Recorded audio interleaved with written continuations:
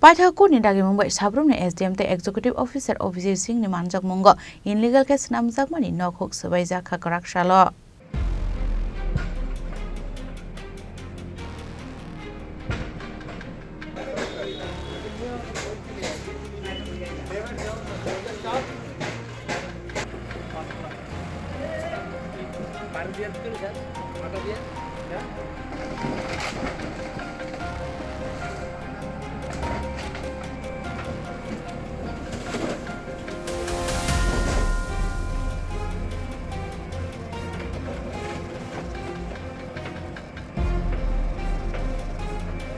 Abo haikano party munote kok tomane bisingte semanka bufani jaga thaino saisungno segine hari tongmani hnei abo haikano amsani khoraksa drugs mafia hanibo sini jago Chittaranjan Sil bo saisungno bini bufani jaga thaino segi tongmani kok toma abo party munote no kurrogo kesoli tongmani paithago kurni dagi Mumbai chailama dikhe sramjagi tongmani nokhungno subai sukrop khlainani bagai gosimung rujaka এবারের ব্যাপারে আমি ছোটবেলা হইতেই আমি এখানে আমার লেখাপড়া সমস্ত কিছু আমার আমার মামার এটা আমার আপনার মামার নাম কি মামার মা কার আমার নাম হলো মুকুন্দলাল শীল। হ্যাঁ আপনার নাম?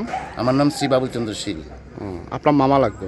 আমার আপন মামা এবং এই বাড়িতেই ভাই বোন যারা আছে সবাই এখানেই থাকে মামারা এটা আমাদের বড় মামা এই মামাই একজনই আমাদের আর এই বাড়িতে লেখাপড়া করে সেটা এখানে মানুষের কিন্তু আজকে এই বোনটা বিয়ে হওয়ার পরে ছোটো বোন এটা হলো উমা ছোটো বোন বিয়ে হওয়ার পরে তে যখন আসে ভগ্নিমতী আসাতে মানে সাংঘাতিক অবস্থা সে এখানে ছোটো ভাইয়েরও মামাতো ভাই ছোটোটারও জায়গা আছে উদয়পুর তারপরে এই ওইভাবে আছে বড়োটার আছে আর ছোটোটা আসছিল ছোটোটা যেটা আসছিল উদয়পুর বাড়ি এটি সম্পূর্ণ আত্মসাৎ করতে সে এবং এই বাড়িরও সে আত্মসাতের মানে যেমন ওই মামাতো ভাই বড়োটাকে অভির বাবা তারও মানে এই জায়গা নিয়ে সেটা মানে অনেক তারা নিয়ে গেছে। আজকে একটা ভাঙা ঘরের মধ্যে একটা লোককে দেখতে পেলাম মূল লোকটার নাম কি? এটা আমার আপন মামাতো ভাই।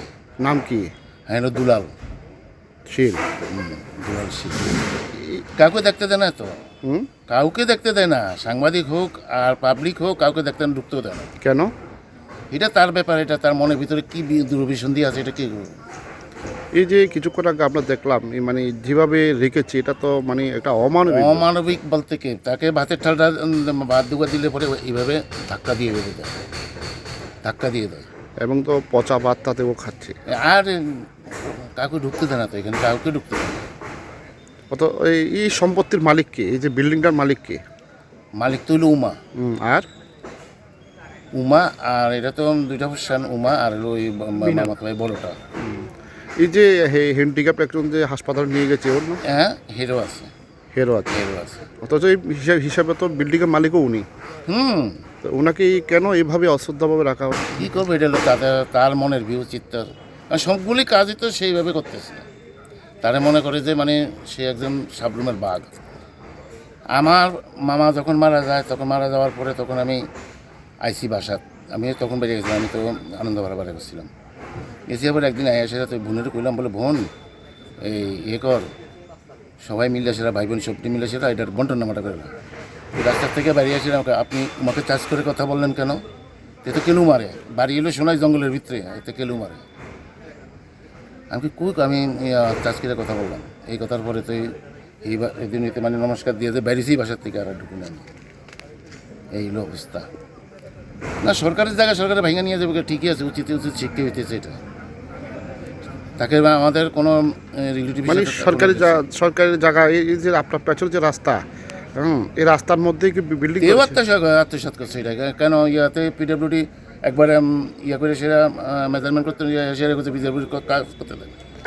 একটা সাবরুম নগর পঞ্চায়েতের এটা কত নম্বর ওয়ার্ডের রাস্তা? এটা 7 নম্বর। এই রাস্তাটা এই অবস্থায় কেন কী করে ঠিক করবো? তো হে তো দিতেছে না হে তো সরকারি জায়গায় ছাড়তেছে না তো পারলে আরও একা ঢুকিয়ে দেয় এই হলো অবস্থা আর কি। যদি কোনো একটা বিপত্তি ঘটে এই ওয়ার্ডে ক্ষতি হইব এখানে আশেপাশে সবারই ক্ষতি হইব মানে এমন অবস্থা হয়েছে। আমি তো চাইতে আছি যে ভাঙ্গা দেখ কোনো অসুবিধা নাই এখন সবাই খুশি থাকবো। তার সাথে কে আছে এখানে? স্যার আপনার নাম? আমার নাম পান্নালাল বণিক। কোন থানা স্যার? সামন থানাতে আছি।